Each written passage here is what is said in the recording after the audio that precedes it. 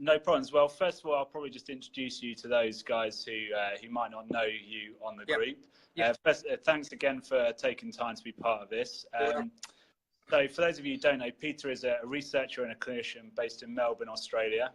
He's got multiple peer-reviewed original papers around the subject of tendinopathy, specifically lower limb. He's an associate professor in the Department of Physiotherapy at Monash University, and he's also responsible for the website tendinopathy.rehab.com, where there's a great course with lots of valuable online material. So what we want to do is we want to discuss this case number 1 that we've put up online, and let's start at the beginning probably. This individual is a 46-year-old male. He's previously sedentary and he started the Couch to 5K. And so I just wanted to get your opinions on the Couch to 5K as an exercise program, and how you feel that relates to lower limb tendinopathy onset for our individual. Look, I think it's any load is possible theoretically. I don't think it's the load so much that we're having issues with. It's really how the load is brought on, and how people go about going from the 0 to 5Ks is really the question and the issue. So if it's done gradually, then it shouldn't be a problem, and there's no problem for most people. So I wouldn't look at someone who's 46 years old, slightly deconditioned, and say they shouldn't attempt to do that. That's, I don't think, a correct thing to do. What you should do is consider those factors in how you would bring about that load change in that individual. So you can say, okay, this person may be more likely to benefit from a very gradual introduction of that load. But the load itself is not the problem. It's the more how load is changed that is the problem. That's the issue. So it's the change in load, and that is particularly an issue for someone like this gentleman, who I believe you said was deconditioned. Did you say he's deconditioned? Yeah, he's previously very sedentary, and so he doesn't do much office work. So basically, he's going to be he's volatile. That's a nice way of describing him. He's volatile. He's unpredictable. We don't know how he's going to respond. So his tendon might be really happy to do that for 0 to 5Ks in a week, or it might be really unhappy to do it in 6 weeks or 12 weeks. So it's very hard to judge. Does he have a tendon problem at this point? No. So he started the 5K and he developed it. So is there anything that would get your alarm bells ringing early on when someone did this? Is there any sort of predisposing factors or people you'd be very cautious of initially? Yeah, look, you've got to consider all the risk factors. So, for example, age, metabolic factors, hormonal factors in females. You've got to consider, familial history of various things, inflammatory arthropathies, all those risk factors, the common ones we need to consider. He's probably got, if you look at his risk profile, he's 46, so he's in the peak age of developing an Achilles problem. He's for men. He's also sedentary, relatively sedentary, so that's also a risk factor. He may be overweight. He may have pre-diabetes, or he might have some cholesterol issues. So those are the types of things you need to look at very, very carefully. So fantastic. So things you can pick up in that sort of history taking and that subjective. Absolutely. Absolutely. And some of the times they might even not know they have it. So for example, they might have some metabolic issues but not have been tested recently. But if they're in that demographic that is high risk, then it's also a good idea to get them to have a test. Yeah. Okay. Fantastic. Yep. All right. So in this individual then, for whatever reasons, he did the Couch to 5K. He just stepped up to the 5K distance, and he started to develop an insertional tendinopathy. So some of the questions we've asked our group to do is sort of talk about how they'd go about prescribing exercises for this individual. Yeah. So he's just about, so he's how far into the 0 to 5Ks is when he's developed? So he's fairly near the end. So he completed his first 5K run 2 days ago. Right. So as I understand it, he's probably around 4 weeks into it. 4 weeks into it, okay. So he's 4 weeks into it. He's developed an insertional Achilles pain. I think what you've got to do when you're thinking about exercise for any tendon patient is get a good history of their load tolerance. So load tolerance is how much pain they have during an activity and how that pain changes, more importantly, when they do a loading activity like running. So that's the key thing for setting a rehab program. You know, if you have that information, you can pretty much set a rehab program for any tendon patient. And the way you get that information is to do, well, 2 ways. One is to subjectively question them about how much flare up they have after activity. So, you know, with the first question I'd ask him, maybe not the first question, but one of the load tolerance questions I'd ask him is, with your run, how many days are you worse for after running? And okay. If he's answering something like 3 or 4 days, then he probably shouldn't be running at that point. If he's answering something like a few hours or up to a day, then that's okay. That's acceptable. So acceptable load tolerance is generally recovering within 24 hours. So that's the first thing. The second thing is to take him through a battery of load tests.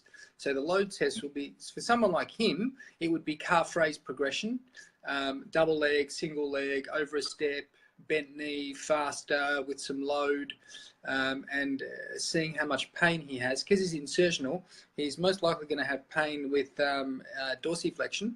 So over a step might be challenging for him. Characterize that pain. And also the other thing, importantly for him, the runner, is to look at his hopping pain. So how much pain does he have with hopping? So as a general rule, if their load intolerance, if they're reporting very high pain with hopping, say a 6, 7 out of 10, and flaring for days after running, then he probably shouldn't be running. And you would then say, okay, you've stepped it up too quickly. We need a period of exercise to calm down your symptoms and bring about some load tolerance to your tendon. And that might take anywhere from a few days to a few weeks. Let's see how it goes. That's the starting point. So the first thing is to understand what his load tolerance is, and give him some sort of framework and goals to reach. So what I would say to him is, when you are load tolerance again, when we can bring about some load tolerance again, that's the time when we start thinking about running again. So load tolerance could be criterion of, for argument's sake, a 3 out of 10 or less with his hopping pain, and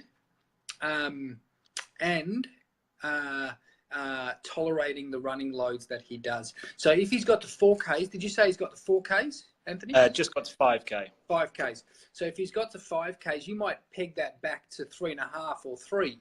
And if he's really flaring up for days after, and then start from that baseline, that revised baseline, once he's got a bit of load tolerance. Okay, so in terms of the actual rehab that he would do, that really depends again on his load tolerance. Can I just ask you another question about the load tolerance? So you've mentioned the battery of tests, which is great. So the double legs, progressions, bent legs, etc.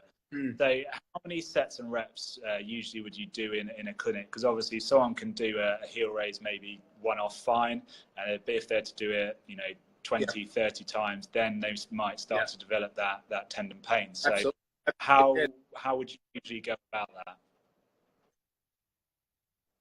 I generally would do 3 or 4, and the main reason for that is because if you do too many, yes, you're right that they start to get worse. Sorry to interrupt you there.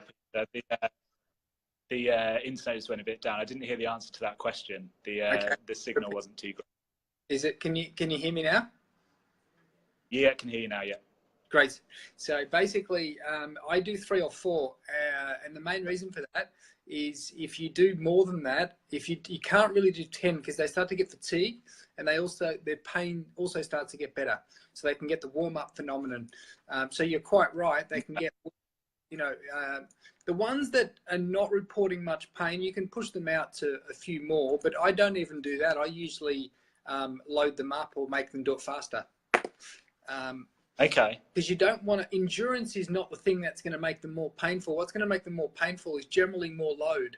So if I'm doing a load test progression in an Achilles patient and he's reporting no pain with calf raises, then we take them upstairs to our gym, which is just up the stairs, up around here, and we would load them up. So I'd put them in a Smith machine and get them to do it with 20 or 30 kilos. Okay. As well as that, you can also do it faster. So those two progressions tend to be better for provoking someone's symptoms than just doing lots of calf raises, so fleshing out the endurance. Yep. And so what sort of level would you say of discomfort is it acceptable during those exercises? Do you mean during their rehab, or do you mean during the load tests? During the load test. The load test, the sky's the limit, basically. It doesn't matter. Okay. Because you're only doing a couple, so you're very unlikely to flare them up. And it's not uncommon. I had a guy either today or the day before. I'm getting old, Anthony, I can't remember. But he was reporting 8 out of 10 with a calf raise and 9 out of 10 with a hop. And this is an Achilles patient. So, okay. And that's fine. I'm very happy for him to be doing that sort of loading if it's 2 or 3. So 2 or 3 of those is no problem, because you're unlikely to flare him up, and you're very unlikely to cause any damage. Sometimes physios worry and clinicians worry that they're going to cause damage, like maybe you'll cause a rupture, but that hasn't happened in 20 years. In 20 years of doing this to patients, I've never caused a rupture, thankfully. Yeah, I think that's a key point there, definitely. Yeah. Okay. Yeah. So then moving to the rehabilitation, you've done your screening. Let's say he's not particularly severe or irritable, but there is some discomfort on his loading. Yep. What would sort of your normal go-to exercise? I know it's very much against doing a rehab, but let's just talk through some of the exercises you commonly give. Yeah, for sure. Look, it all does come back to load tolerance again.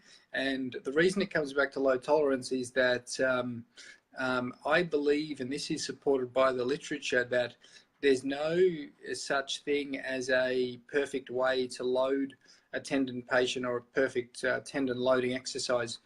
And I think the phases people misinterpret as well, because people have now the current belief is that we should usually start with isometrics or do an isometric exercise as part of our tendon rehab. But I don't think you need to. I think the way load tolerance is very helpful is that what we do is we do things that the person can tolerate. So if they can tolerate isotonic loading, then just start with isotonic loading. And that's what we do. Usually, the isometric loading is easier for people to tolerate when they've got more severe symptoms. So I reckon the best indication for isometric loading is when someone has symptoms that are beyond what you're willing and they're willing to accept during isotonic exercise. So if they're too painful with isotonic, then the no-brainer from there is just do isometric. That's the simplest way to justify it. I don't believe isometrics is anything special or does anything over and above allowing you to have an entry point for someone who is very, very painful and very irritable. That's much easier for them to do. But that's the only time I use it. If they can do isotonic, i.e. up and down calf raises, then I would start with seated and standing calf raise. I always give people a maximum of 2 exercises, and usually they are seated and standing calf raises. So very, very simple. We take them into the gym at our clinic, and they usually do in the Smith machine, standing and seated calf raises. And we look at then principles of loading. So for example, you want to get some strength and capacity adaptation. So we usually would be doing things like 6 to 8 repetitions, and doing 3 to 4 sets of that. But also you're bringing about, we know the tendon adapts to that type of loading, but we also know the muscle will adapt in terms of strength very well to that type of loading. So that's sort of the dosage, but you don't really have to start with isometric if you can go straight to isotonic. If I'm starting with isometric because they have a pain that requires starting with isometric, then my general dosage for that would be 30 seconds by 5. And the instruction I usually give people with the isometrics is as heavy as possible. So it should feel as hard as they could possibly do for 30 seconds by 5. Yep. And when it starts to feel easier, they just start to progress the load. They increase the load that they're pushing. Yeah. Okay, and you're getting them with that weight on their back, sort of almost like a back squat position. Yeah, pretty much. In the Smith machine, it's really easy to manipulate load. So generally, if you've got someone who's more sedentary like this guy here, it's very likely he's quite weak. So you might start with so the go-to for someone like that would be a standing calf raise, and it might even be just a standing calf raise without any load to start with. And I usually get them up to, without any load, up to around about 15 to 20 repetitions unloaded, but doing it really with good quality. So good quality is 3 seconds up, 3 seconds down. We use a metronome. I've heard you're a fan of a metronome. Yes, you've heard. Yeah. Adam Meekins made that very, very sort of well known after he attended the course in. He's got so many followers that I think the whole world knows now. But that comes from Ebony Rio and Dawson Kidgell's research. So that's an important point as well. They're the ones that have particularly been pushing that, and I think it's a really good thing. But the metronome, 3 seconds up, 3 seconds down. When they can do 15 or 20 of those with good quality, then we would progress them to starting to add some load. But the important thing is that they're doing it with really good quality. So that also means they need to be really upright. They shouldn't be swaying back and forward, and they should be going over their big toe, and they should be lifting their heel as high as possible. Okay, so the quality of calf raise is really important as well. So they do 15 or 20, then they progress to loaded. Actually, sorry, the first progression is to over a step. So they would then progress to over a step. If they're not insertional. This guy here is insertional. So the big debate is, do you want to do some dorsiflexion loading with this guy or not? And I would say that a little bit is okay. A little bit is fine. Okay. So you might get him over. You might get him over a book. You might get him over sort of a 1-inch book or something like that, rather than get him completely over a step into maximal dorsiflexion. But a little bit is okay. So the next progression would be dorsiflexion, and then once they can do 15 to 20 with good technique in a little bit of dorsiflexion, then we go to loading. So then they would start to load, and I usually would do 4 sets of the 6 to 8 repetitions in that position. Okay. All right. What about when we start to progress onto maybe some slightly more functional running specific drills? Are there any specific drills that you would use for these sorts of guys, or maybe they're not suitable for this case study, but it's a really good exercise to share with us for later on? Yeah. Look, actually, just the one point to make about the first stuff, the isometric and the other stuff. The isometric you can generally do daily because they don't get a lot of fatigue with. The isotonic stuff, generally every second day is what we would do for that, the isotonic. But progressing on to your, sort of power type question, what sort of progressions can you do for, someone like this guy who's a runner? What we do is something called the variable hop program, what we use a lot. So the variable hop program is something that one of my PhD students has got some data on it, and it's just feasibility data at this point. So what he's looked at is it feasible to use a hopping program with an Achilles cohort, and he's looked at it in 17 people with Achilles tendinopathy, and he's found that they responded well to it and they had a good outcome. Now, the limitations of that type of design is that it's only a single cohort study, so there was no control group. There was no comparator group. But it at least tells us that hopping, and the first time anyone's done a very progressive hopping program in the cohort, and what we found out is that it's at least acceptable. People can do it and they don't flare up. So what we do is we get them to do a series of hopping progressions. So starting off with double leg, they then go to single leg hopping. They go to single leg with a stiff knee strategy, so stiffer knee. Okay. They then do forward and backwards hops, and they then do sideways hops, and they finish off with a box hop. Okay, so okay. And so what sort of sets and reps and exercise prescription would you use generally? Generally would do very small numbers. So, for example, the forwards and backwards, they do 5 forward and 5 back. Yep. And they do 2 sets of that. The side to side, they do 5 sideways, 5 back, and they do 2 sets of that.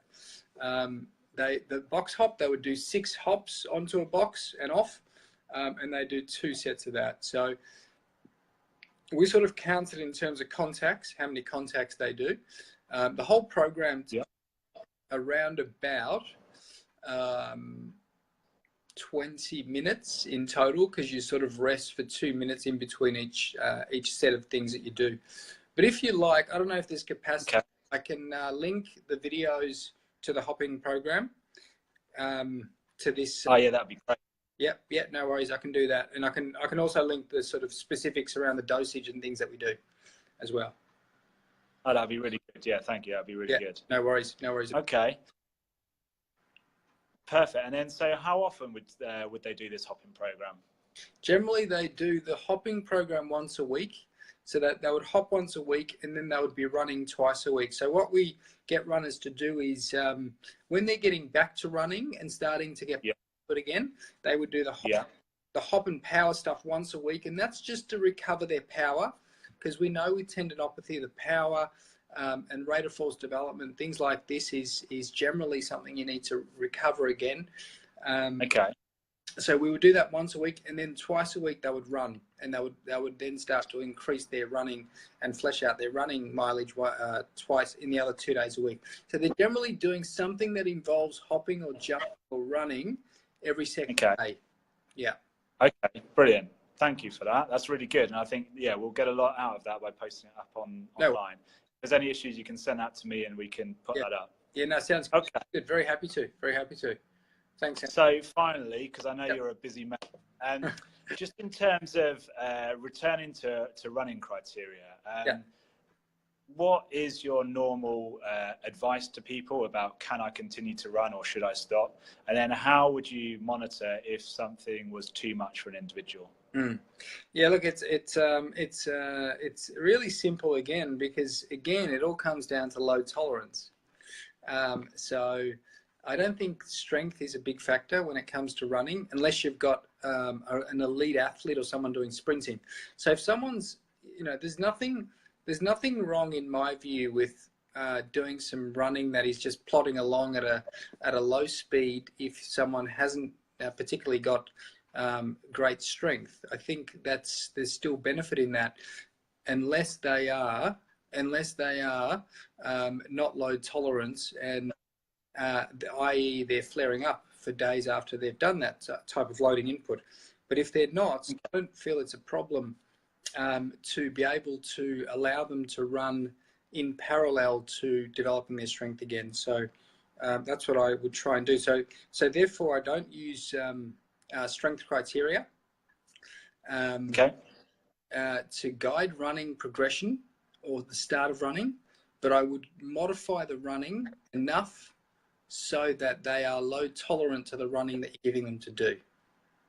Yep. So they've got to be load tolerant. So you don't want someone that's weak to be sprinting or doing, running efforts uphill on a calf and Achilles that is weak, or something like that. So common sense prevails, but there's nothing wrong with sending them out doing a little bit of slow running, flat, slow, steady. That's fine. That's completely fine, because sometimes it takes months to develop strength goals. So if you test someone, say on the seated calf raise machine, and they've got a seated calf raise strength of a partial of their body weight, which we know from our data is not very good, then it may take them a good 6 weeks or more to develop that strength.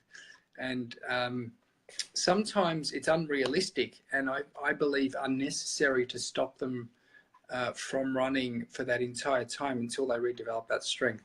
So my view is that we can keep them running, and there's also evidence from Silbernagel, from some of her studies, if you can monitor the pain and they're low tolerant, you can still keep them running. That's no problem. Yeah.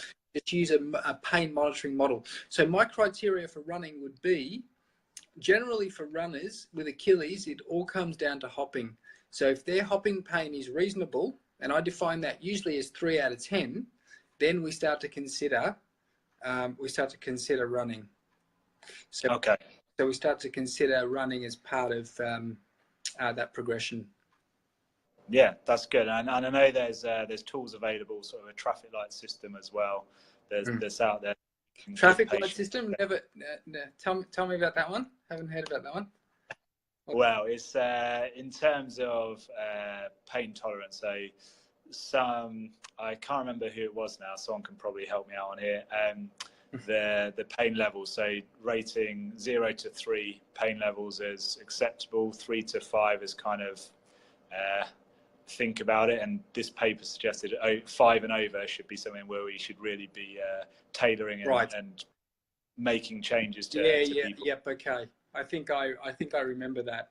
I think I recall that now that you mention it. Yeah, and that's reasonable, and along the lines with what is out there and what's in the literature. Yeah. Yeah. Okay. Well, thank you very much. Is there any other nuggets of wisdom you can give us? Is there anything else that you think, clinicians, if we're treating Achilles tendinopathy, there's 1 or 2 things to know, or is it just that monitoring the pain? I think it's. I think the other important point to make is just look at the individual, because everyone's different. Yeah. So really focus on the individual and the individual deficits, and really the patient in front of you is the most important thing. It's physical factors, but also psychosocial factors of the individual in front of you is going to be much more important than some of the other potentially biomechanical factors that I think as physios we tend to focus on a lot. Yeah, definitely. And it was something that we discussed before this Facebook live chat. Obviously, we've not covered the education component and the more holistic side of things, as setting expectations, etc., because we're trying to keep this focused to exercise. But yeah, absolutely. And there's a ton of literature out there on that as well. Yeah, absolutely. Yeah. And it's developing as well, which is good. It is really in that area. Yeah. Fantastic. All right. Well, thank you once again for your time. It's been really useful. If you can post those articles, those hopping videos, or send them to me, that'd be great. Yeah. For everyone who's viewing, I am going to upload the video afterwards, so people can watch it again and again, should they wish. And just encourage everyone out there to please chip in with comments and thoughts about this, and please engage, because we're really enjoying sharing with you all, and the more we chip in, the more we're going to learn from each other. And so thanks again, Peter. No worries, Anthony. Thanks very much for having me. Thanks a lot. Yeah, brilliant. No worries. Thank you. All right, mate. Take care. Cheers. You too. Bye. Bye-bye.